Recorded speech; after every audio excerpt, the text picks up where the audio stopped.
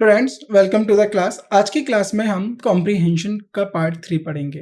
हमने ऑलरेडी 2 पार्टों में हमने कॉम्प्रीहेंशन क्या होते हैं, एग्जामिनर को क्या हमसे रिक्वायरमेंट होती है जब हम कॉम्प्रीहेंशन को सॉल्व करते हैं और कौन सी स्किल्स पे हमें काम करना चाहिए, इस बारे में हमने डिस्कस किया है। पार्ट 2 में हमने कॉम्प्रीहेंशन प्रैक्टिस किए और इस बार हम पार्ट 3 में भी कॉम्प्रीहेंशन प्रैक्टिस करेंगे। अब हमें सबसे पहले कॉम्प्रीहेंशन पढ़ते टाइम हमें एक आइडिया होना चाहिए कॉम्प्रीहेंशन किस बारे में हो रहा है, उसकी थीम क्या है, वो किस भावना को हमें दिखा रहा होता है और वो फैक्चुअल है क्या, वो क्रिटिकल है, किस तरीके से वो लिखा गया है।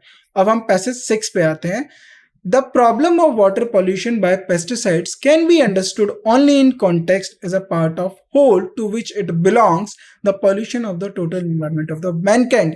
यानी ये वाटर पॉल्यूशन के बारे में बात हो रही है और ये वाटर पॉल्यूशन किस बारे में बात कर रहा है, ये वाटर पॉल्यूशन बात कर रहा है हमारा कि जो हमने जो वाटर में पॉल्यूशन करा है पेस्टिसाइड्स के द्वारा, उसको हम एज ए कैसे समझ सकते हैं, उसको हम एज अ होल पूरा मान सकते हैं, उस पूरे का एक हिस्सा मान सकते हैं, उस पूरे पॉल्यूशन का एक हिस्सा मान सकते हैं जो हम इन्वायरमेंट में या जो मानवता उसको फैला, टोटल इन्वायरमेंट ऑफ मैनकाइंड या मैनकाइंड के जो पूरे इन्वायरमेंट में जो पॉल्यूशन फैला है।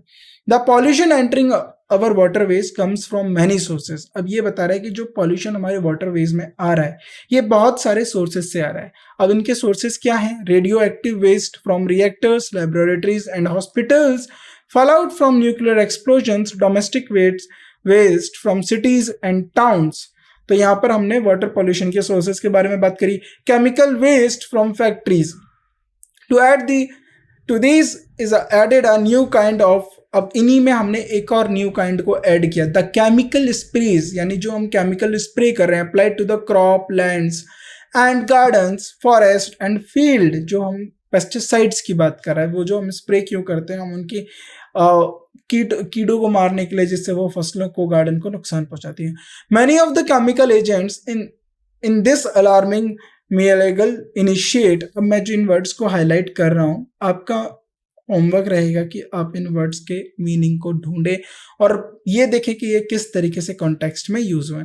Many of the chemical agents in this alarming melange initiate and argument the harmful effects of radiation, and within the groups of chemical themselves there are sinister and little understood interaction, transformation and summations of effect। summation मतलब जोड़ देना, transform करना, interact करना। तो बहुत सारे chemical जो agents हैं वो क्या कर रहे हैं, वो इनिशिएट कर रहे हैं आर्ग्यूमेंट्स को कि जो हार्मफुल इफेक्ट्स हैं रेडिएशंस के वो बढ़ रहे हैं और उससे क्या हो रहा है, वो जो उसमें ऐड हो जा रहे हैं, ट्रांसफॉर्म हो रहे हैं और एक साथ इंटरैक्ट कर रहे हैं। Ever since the chemist began, जब से केमिस्ट ने क्या शुरू करा, began to manufacture substance that nature never invented. अब क्या बोला है, नेचर ने उसको कभी इन्वेंट नहीं किया। मैन्युफैक्चर, जो आपके केमिस्ट है उन्होंने ऐसे सब्सटेंस को मैन्युफैक्चर करा जिसको नेचर ने कभी इन्वेंट नहीं किया। तब से क्या हुआ, the problem of water purification have become complex. Complex का मतलब है और ज्यादा डिफिकल्ट हो गया। And the danger to users of water has increased, और उनके लिए डेंजर हुआ जो वाटर के यूजर्स बढ़ रहे हैं। As we have seen, the production of these synthetic chemicals in large volume began in 1940s। वो ये बताना चाह रहा है आपका राइटर, हमारा ऑथर, कि जब से 1940s से ये प्रॉब्लम बढ़ना शुरू हो गया है। कब से? जब से वो सिंथेटिक केमिकल्स 1940 से ज़्यादा अमाउंट में बनने लगे। It has now reached such proportion that appalling deluge of chemical pollution is daily poured into the nation's waterways। यानी ये बता रहा है कि हम हर दिन बहुत सारा केमिकल वेस्ट, यानी नेशन वाटरवेज, जो नेशन के वाटरवेज हैं, पॉन्ड्स, रिवर्स, नदियां, उन सब में दुनिया भर का हर दिन वाटर केमिकल्स उनको पोल्यूट कर रहा है। When inextricably mixed with domestic and other wasted discharge into the same water. अब क्या बता रहा है, जब डोमेस्टिक और उसके साथ साथ जो दूसरे वेस्ट हैं, जब उसी सेम वाटर में, जिस वाटर में ये सारा केमिकल गया उसमें डिस्चार्ज कर जाते हैं, तो क्या होता है, दीज केमिकल्स समटाइम्स डिनाई, क्या मना कर देते हैं, detection by the methods in ordinary use of purification plants. यानी ये बहुत सारे केमिकल्स प्योरिफिकेशन प्लांट्स इनको डिटेक्ट ही नहीं कर पाता, पता ही नहीं लग पाता कि इस वाटर में जो केमिकल्स हैं वो है या नहीं। Right, most of them are so complex, कुछ तो इतने ज्यादा कॉम्प्लेक्स हैं, that they can not be identified, उनको आइडेंटिफाइड नहीं किया जा सकता। In rivers, a really incredible variety of pollutants combine to produce deposit that sanitary engineers can only disparagingly refer to as a gunk. जो sanitary engineers है उन्होंने उसको गंग का नाम दे दिया है। इस तरीके से जो पॉल्यूटेंट है वो कंबाइन हो रहे हैं और रिवर के जो आसपास हैं उस पर डिपॉजिट हो रहे हैं। अब हमें इनके क्वेश्चंस के आंसर करने। अब आपने समझा, आपको मोटा मोटा पता लगा कि ये वाटर पॉल्यूशन के बारे में बात हो रही है, उसके सोर्सेज से बात हो रही है, और वाटर पॉल्यूशन किस हद तक जो खराब हो जा रहा है, सीवियर हो जा रहा है, जो उसको इंक्रीज हो रहा है, उसके बारे में बात करी गई है। तो ये आपका एक आपको जर्नल आइडिया लगा इस पूरे पैसेज का। अब हम इसके ऊपर क्वेश्चंस करते हैं। तो पहला क्वेश्चन होता है all the following words means chemical except. अब इन बहुत सारे जो वर्ड्स हमें दिए हुए हैं इनमें से केमिकल्स किन्हें नहीं कहा गया है। अब हमें ये बात करनी है, क्या सब्सटेंस को केमिकल कहते हैं? बिल्कुल कहते हैं। पेस्टिसाइड्स, हाँ, केमिकल की कैटेगरी में आता है। डिपॉजिट्स, अगर आप पैसेज में देखेंगे तो जो केमिकल यहाँ पर जो डिपॉजिट्स बात करी गई वो केमिकल डिपॉजिट्स की बात करी गई है, और जो सब्सटेंस है यहाँ पर केमिकल सब्सटेंस की बात करी गई है। सैंड के बारे में कोई ऐसी बात नहीं हुई है, तो यहाँ पर जो होगा हमारा आंसर सैंड होगा। The main argument of paragraph 1। अब पैराग्राफ 1 का मेन आर्ग्यूमेंट क्या है, इसीलिए अब हम पैराग्राफ को दोबारा पढ़ेंगे। एग्जाम में क्या होता है, एग्जाम में आपसे पूछा जाता है, अब बहुत बड़े पैराग्राफ आते हैं हमारे एग्जाम्स के अंदर, तो हमें एक बार में पूरा पढ़ना, पूरा समझना है, क्योंकि दोबारा उसको पढ़ने के और समझने के लिए हमारे पास टाइम नहीं होगा। The problem of water pollution by pesticides can be understood only in context. किस कॉन्टेक्स्ट में हम ये समझ सकते हैं जो प्रॉब्लम है वाटर पॉल्यूशन की, जो पेस्टिसाइड से बढ़ रही है, as a part of the whole to which it is belongs the pollution of the total environment of the mankind. यानी हमें इसको समझना होगा जो पूरा पॉल्यूशन है मैनकाइंड में, जो एनवायरमेंट का, जो पर्यावरण में जो पॉल्यूशन की, प्रदूषण की बात करी गई है, उसका एक पूरा पार्ट है ये। The pollution entering our waterways. अब उसी में आगे क्या कंटिन्यू करें, जो पॉल्यूशन है, जो हमारी वाटर बॉडीज है, जो नदियां, नाले और ये जो हमारे झीलें, तालाब होती हैं, इनके अंदर जो जो पॉल्यूशन आ रहा है वो बहुत सारे सोर्सेज से आ रहा है। जैसे radioactive waste from reactors के रेडियो एक्टिव वेस्ट से आ रहा है, लेबोरेटरीज से आ रहा है, हॉस्पिटल से आ रहा है, और कहाँ से आ रहा है, न्यूक्लियर एक्सप्लोजन से आ रहा है। डोमेस्टिक वेस्ट, जो हमारे डोमेस्टिक वेस्ट है, टाउन और सिटीज, वहां से आ रहा है, और केमिकल वेस्ट फैक्ट्रीज से आ रहा है। तो ये सारी बात आपकी किस में बात करी गई है, पैसेज 1 में बात करी गई है। तो there are sinister interaction in the use of chemicals, ये पैसेज 1 के अंदर नहीं इतना डीप में बताया गया। That there are numerous reasons for contamination of water supplies, हमने ऐसा कुछ पढ़ा है, ऐसा आ रहा है, हमें सारे ऑप्शंस चेक करने होते हैं, उसके बाद हम एक ऑप्शन के ऊपर आते हैं।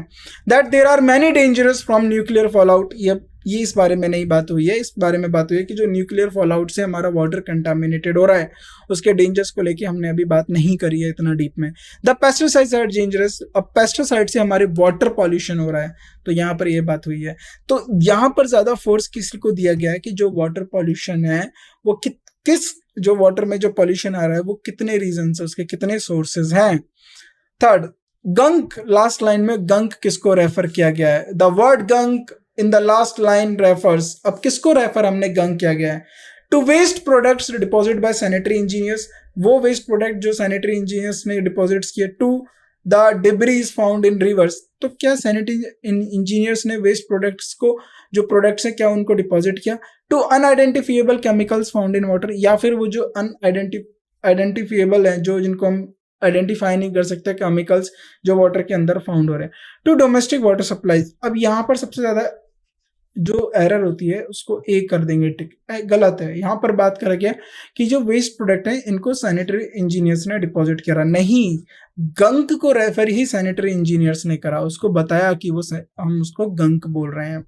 हम एक पर्टिकुलर हर एक चीज का नाम देते हैं, तो ये जो नाम है गंक, ये सैनिटरी इंजीनियर्स ने दिया। अब ये था क्या, ये था pollutant combine to produce deposits, जो डिपॉजिट्स के साथ जो पॉल्यूटेंट कंबाइन हो जाता है, जो वाटर के अंदर होता है, वह है। तो unidentifiable chemicals found in water, इस बारे में है ये, इसका सही आंसर होगा C. 4, water pollution can only be understood, हम वाटर पॉल्यूशन को किस तरीके से समझ सकते हैं? In relation to the world contamination by the whole human race, in context in relation to the number of pesticide that exists. हम water pollution को तब समझ सकते हैं जब हम इसके पूरे पॉल्यूशन के एक पार्ट को माने, यानी वर्ल्ड कंटामिनेशन के, जब पूरे वर्ल्ड के सिनेरियो की बात कर रहे हो, एक पर्टिकुलर कोई वर्ल्ड वाटर को पॉल्यूट नहीं कर रहा, पूरा वर्ल्ड कंटामिनेशन की बात हो रही है यहाँ पर।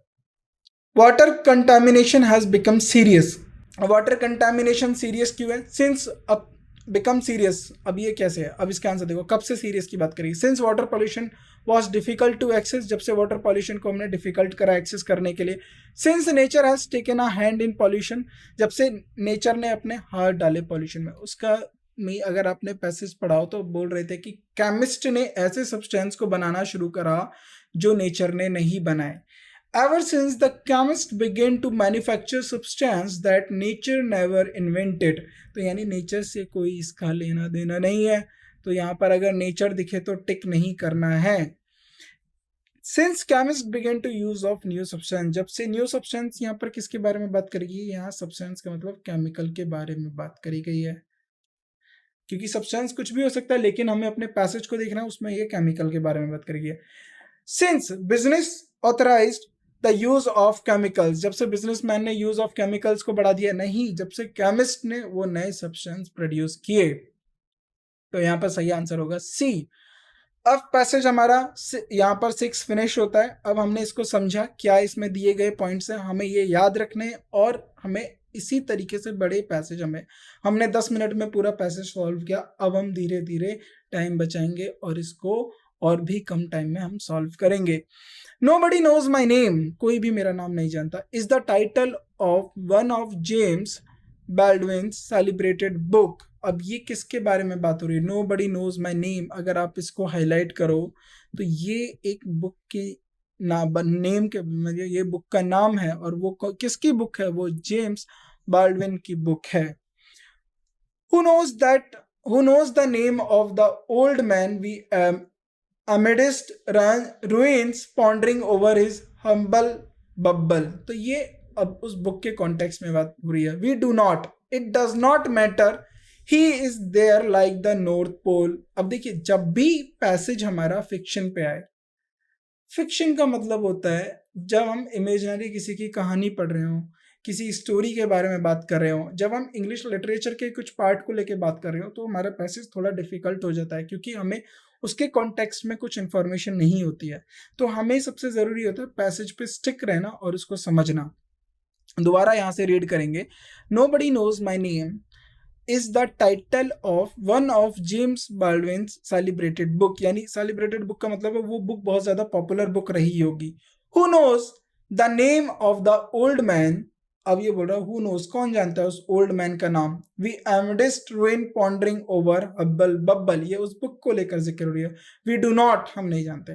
It does not matter, ये मैटर नहीं करता है। He is there like the North Pole, the Everest and the Alps, but with one difference। वो किस बारे में बात करें? He is there like, वो कैसा है?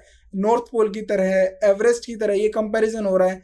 The Alps, but with one difference, एक डिफरेंस के साथ। The North Pole, the Everest and the Alps will be there when he is not there anymore. ये तब है वहां पर जब वो नहीं है।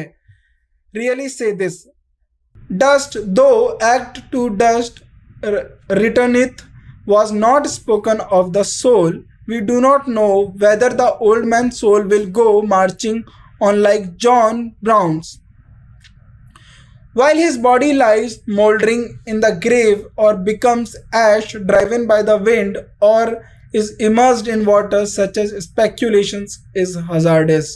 अब ये बात कर रहा है, क्या बात कर रहा है? We do not know, हम नहीं जानते, whether the old man's soul will go marching on like John's Brown, या तो वो उसकी जो सोल है वो मार्चिंग की तरह जाएगी जैसे जॉन ब्राउन्स की गई, while his body lies mouldering in the grave, या फिर उसकी बॉडी को ग्रेव में रख दिया जाएगा। राइट, ग्रेव मतलब इस तरीके से कब्रिस्तान के अंदर उसकी बॉडी को दफना दिया जाएगा, और या फिर उसकी बॉडी के जो एशेज हैं वो हवा बहा ले जाएंगी, और वो जो पानी में इमर्स्ड हो जाएगा। सच स्पेक्यूलेशन, ऐसे तुक्के जो हैं हजार्डियस हैं। A soul trips can take one to the treacherous shoals of metaphysics where there is no yes or no। metaphysics मतलब जब बात करते हैं metaphysical का मतलब डिवाइन की बात करते हैं, जिसका कोई साइंटिफिक हम आंसर नहीं दे सकते। अब हम उसका आंसर yes और no में नहीं दे सकते। Who am I? asked Tagore of the rising sun in the first dawn of his life। तो अब जो टैगोर है वो अब राइजिंग सन, फर्स्ट डाउन मतलब मॉर्निंग, पहली मॉर्निंग में, अपनी जिंदगी की पहली मॉर्निंग में वो राइजिंग सन के सामने खड़े होकर पूछता है हु एम आई, मैं कौन हूँ। ही रिसीव्ड नो आंसर, उसको कोई आंसर नहीं मिला। Who am I, he asked the sitting sun in the last twilight. देखिए डॉन का मतलब होता है मॉर्निंग के पीरियड को हम डॉन बोलते हैं, राइट, और ट्वेलाइट हम शाम को बोलते हैं ऑफ हिज लाइफ। अब वो सुबह उसने जब अपनी जिंदगी की पहली सुबह से पूछा मैं कौन हूं, उसको कोई आंसर नहीं मिला।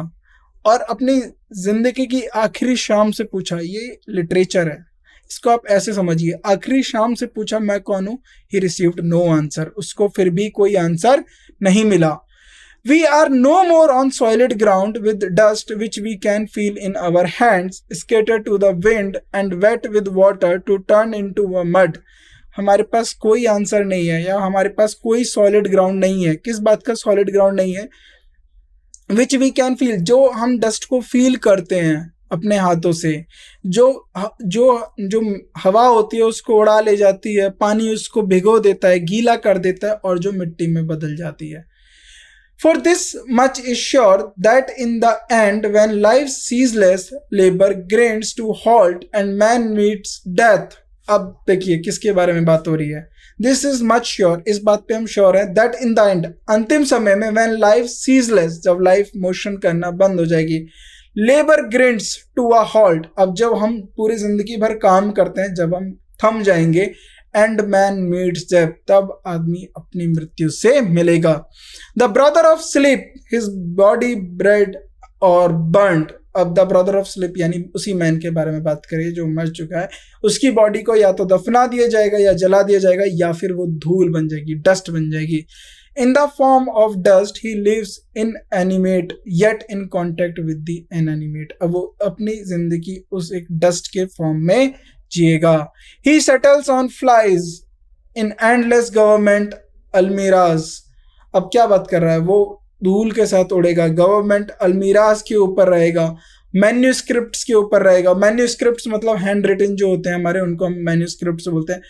And not published on all shelves on faces and hands, यानी वो धूल मिट्टी हर जगह है, जो वो धूल मिट्टी बन चुका है वो हर जगह। ही बिकेम्स ऑबिक्यूस, अब ये जो वर्ड्स है ना, ये आपको आंसर इसके ढूंढने हैं। ऑबिक्यूरियस का मतलब क्या होता है? All pervasive, sometimes sneaking even into hermetically sealed chambers, यानी वो सील्ड चैम्बर्स तक भी चला जाएगा। अब ये जो पैसेज आपने पढ़ा, ये बहुत ज्यादा पैसेज जो था लिटरेचर से रिलेट करता था। अब आप इसको पढ़ेंगे तो इसको 2-3 बार पढ़ना है, ऐसे पैसेज को दोबारा पढ़ना है। इससे क्या होगा, आपको लिटरेचर समझ में आएगी। क्योंकि इंग्लिश में बहुत सारे पैसेज जो होते हैं वो साइंस, पॉलिटी, ज्योग्राफी इन सब से लिए जाते हैं, और कुछ पैसेज जो हैं वो किसी राइटर की बुक से एज इट इज ले लेते हैं। जब आप बुक से कोई एक पैसेज लेते हैं तो आपको बुक की स्टार्ट का नहीं पता, मिडिल का नहीं पता, एंड का नहीं पता, तो उस पैसेज से हमें आंसर देना है। What is the difference between the Old Man and the North Pole and the Everest and the Alps? अब सबसे पहले पूछा गया कि मैन में और उनके नॉर्थ पोल में क्या अंतर था। He ponders over his Hubble bubble while they do not, वो इधर उधर हब्बल बब्बल हो सकता था, वो जो नॉर्थ पोल है, एवरेस्ट है, वो नहीं हो सकते थे। They are known to all while he is known to none, वो हमेशा जाने जाते हैं बट वो नहीं जाना जाता। They remain while he will soon become dust, they remain, अब वो अभी तक है और वो धूल मिट्टी बन चुका है। They are not as old as he, और ये बोला गया कि वो इतने ओल्ड नहीं है जितना वो है। अब यहाँ पर बात करते हैं, the North Pole and the Everest and the Alp will be there when he is not there anymore। यही डिफरेंस था इंसान में और एक जो इस दुनिया में चीजें एग्जिस्ट करती हैं।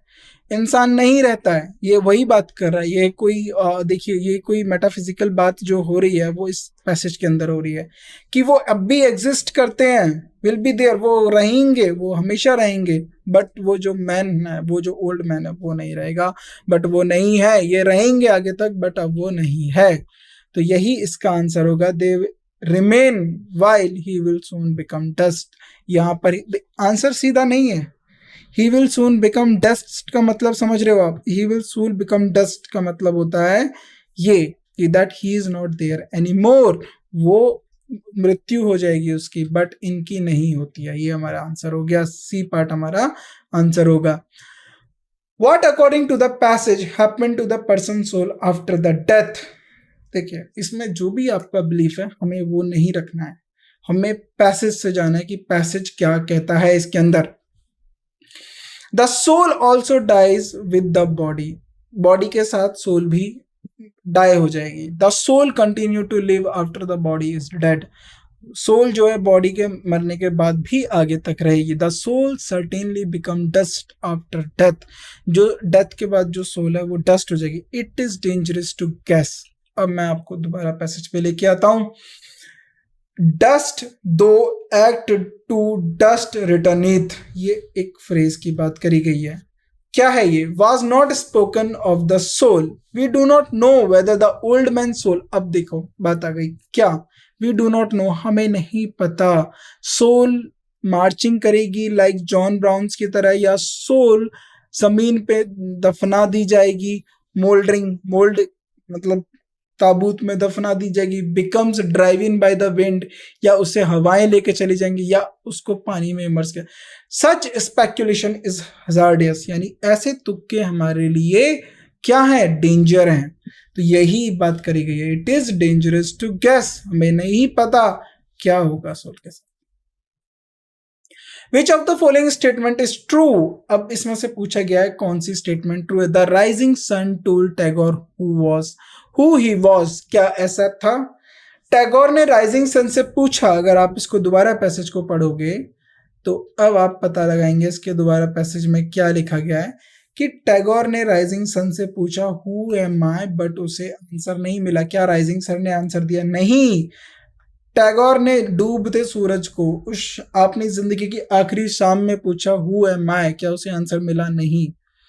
तो इसका आंसर क्या होगा? The rising sun did not tell Tagore who he was, the rising sun advise Tagore to ask no question, ऐसा कुछ नहीं हुआ। The rising sun told Tagore that he would become dust, तो क्या राइजिंग सन ने यह बोला कि वो डस्ट बनेगा? नहीं, राइजिंग सन से उसे कोई आंसर नहीं मिला। What happens to man after he becomes dust? अगर वो डस्ट बन जाता है तो क्या होगा? He disappears from the world forever. ऐसी कोई बातें नहीं करी गई हैं हमारे किसी भी कॉन्टेक्स्ट के अंदर, ऐसी बात करी गई है या नहीं करी गई है, ये अभी हम आपको खुद सोचना है, right? He appears in the all form of man again. वो दोबारा जिस तरीके से गया था मैन जो था वो दोबारा उस तरीके का मैन आ जाएगा। He becomes all pervasive as dust. He often sneaks into hermetical sealed chambers. तो अब इस पैसेज को दोबारा पढ़िए, क्योंकि यहाँ पर ये दोनों बातें हमको बताई गई हैं पैसेज के अंदर। अब हम पैसेज को दोबारा पढ़ेंगे और समझेंगे क्या बोला गया है। He settled on flies in endless government almirahs, manuscripts written and not published on all shelves, right? On his face's hand, हाथों पे, मुंह पे, हर जगह. He becomes ubiquitous, all pervasive, sometimes sneaking even into hermetical seal chambers. तो ये हमारा इसका answer हो जाएगा A. He becomes all pervasive as dust. What figure of speech is used to expression the brother of sleep? The brother of sleep का मतलब है man की बात करिए जो मर गया है, इसको हम बोलते हैं मेटाफर। क्या बोलते हैं हम? मेटाफर। मेटाफर के बारे में बात हुई है। अब ये क्या होते हैं ये मैं आपको अगले वाले लेक्चर के अंदर समझाता हूँ कि सिमिली क्या होता है, मेटाफर क्या होता है, ऑक्सीमोरॉन क्या होता है, आयरनी क्या होती है, ये हम किन को कहते हैं, right? To write well, passage अगला पैसेज बढ़ते हैं। To write well you have to be able to write clear and logically. अच्छा लिखने के लिए आपको साफ और लॉजिकल लिखना होगा। And you can not do this unless you can think clearly और लॉजिकली। और ये तब तक आप नहीं कर सकते तब तक आप क्लियरली सोच नहीं सकते और लॉजिकली नहीं सोच सकते हो। If you can not do this yet you should train yourself to do it by taking particular problems and following them through point by point. अगर आप ऐसा नहीं कर सकते हो तो आप अपने आप को ट्रेन करो। कैसे ट्रेन करना है? पर्टिकुलर प्रॉब्लम लो, है ना, और उसको गो थ्रो करो, पॉइंट बाय पॉइंट उसके पे जाओ टू अ सॉल्यूशन, और उसके बाद सॉल्यूशन पे आओ without leaving anything out and without avoiding any difficulties that you meet. किसी भी पॉइंट को हमें नहीं छोड़ना है और किसी भी डिफिकल्टी को हमें नहीं छोड़ना है जो हमसे मिलती है। At first you find clear step by step thought very difficult. अब जब आप फाइंड करोगे, फर्स्ट यू फाइंड क्लियर, क्या स्टेप बाय स्टेप जो थॉट होते हैं वो बहुत डिफिकल्ट होते हैं। You may find that your mind is not able to concentrate. अब ये किसकी बात करी गई? ये राइटिंग के लिए बात करी गई है। और क्या बोला गया कि आपको पता चलेगा आपका माइंड कंसंट्रेट नहीं है। सेवरल अनकनेक्टेड आइडियाज में अकर टुगेदर, बहुत सारे अनकनेक्टेड आइडियाज एक साथ आ रहे हैं। The practice but practice will improve your ability to concentrate. But जो आप प्रैक्टिस कर रहे हो वो आपके ध्यान को इंप्रूव करेगी। कंसंट्रेट का मतलब ध्यान ऑन अ सिंगल आइडिया, एक आइडिया के ऊपर, and think about it clear and logically, और उसके ऊपर आपको क्लियरली और लॉजिकली सोचना है। In order to increase your vocabulary and to improve your style, you should read widely and use good dictionary to help you find the exact meanings of the correct usages of word. ये मैं भी आपको हमेशा बताता हूँ, अगर आपको अपनी वोकैब पे काम करना है आपको रीड करना पड़ेगा as much as you can. जितना आप रीड कर सकते हो उतना ही ज़्यादा आप अपने शब्दकोश को बढ़ा सकते हो। और साथ ही साथ आपको डिक्शनरी रखनी है, आपको हर एक वर्ड का उसके यूज के अकॉर्डिंग, उसके कॉन्टेक्स्ट के अकॉर्डिंग मतलब पता होना चाहिए। Always remember that regular and frequent practice is necessary if you want to learn to write well। अगर आप अच्छा लिखना सीखना चाहते हैं तो रेगुलर प्रैक्टिस बहुत ज़रूरी है। It is no good waiting until you have an inspiration before you write। अब इंतज़ार मत करो जब तक आपके पास कोई इंस्पिरेशन नहीं आएगी, तब तक आप नहीं लिखोगे। Even with the most famous writers, inspiration is rare। जो बहुत सारे फेमस राइटर्स होते हैं उनके लिए भी इंस्पिरेशन बहुत रेयर होती है, बहुत कम होती है। Someone said that writing is 99% hard work और 1% इंस्पिरेशन। तो बहुत सारे लोग कहते हैं जो राइटिंग है वो हार्ड वर्क है, इंस्पिरेशन नहीं है, इंस्पिरेशन 1% है। So the sooner you get into the habit of disciplining yourself to write the better. तो जितनी जल्दी आप हो सके अपने आप को अच्छा लिखने में, अच्छा लिखने की हैबिट में डालेंगे उतना अच्छा होगा। टू राइट वेल, अब क्वेश्चंस करते हैं, बहुत इजी पैसेज था, आप आसानी से समझ गए होंगे। टू राइट वेल, हमें अच्छा लिखने के लिए क्या होना चाहिए? A person must train himself. अब एक को अपने अंदर ट्रेंड करना चाहिए। क्या ट्रेंड करना चाहिए? Dealing with the difficulty problem, इस बारे में चर्चा हुई। नॉट लिविंग एनीथिंग आउट, क्या किसी चीज़ को छोड़ना चाहिए? थिंकिंग क्लियरली एंड लॉजिकली, उसको सबसे पहले अपने आप को लॉजिकल और थिंकिंग जो है आपको उसके ऊपर ट्रेन करना चाहिए। Right, initially it is difficult to write because, सबसे पहले हमें डिफिकल्ट क्यों हो जाता है? A good dictionary is not used, नहीं। Ideas occur without any sequence, क्या आइडियाज बिना सीक्वेंस के आने लगते हैं? यस, आने लगते हैं। जब आने लगते हैं तो क्या करना पड़ेगा? आपको कंसंट्रेट होना पड़ेगा, प्रैक्टिस करनी पड़ेगी ताकि आप एक सिंगल आइडिया पे फोकस करो। At to correct writing are not known, ऐसा नहीं है, उसने बोला प्रैक्टिस करो तभी सीखेंगे।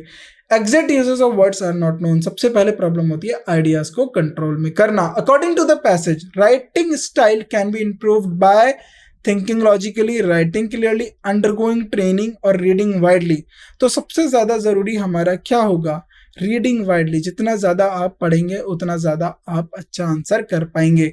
फेमस राइटर, जो फेमस राइटर्स हैं, have achieved success by using their linguistic resources properly, नहीं। फॉलोइंग, ऐसा कुछ यूज हुआ सेंटेंस में? नहीं हुआ। फॉलोइंग ओनली वन आइडिया, नहीं।